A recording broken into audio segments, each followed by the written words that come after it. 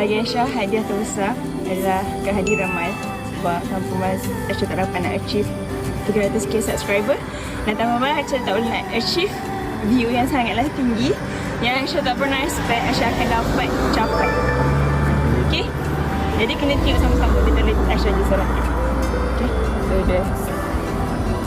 Yeay! Kau orang pertama kata aku buat macam ni. Okay. Ni cabang Mal ke? Ya.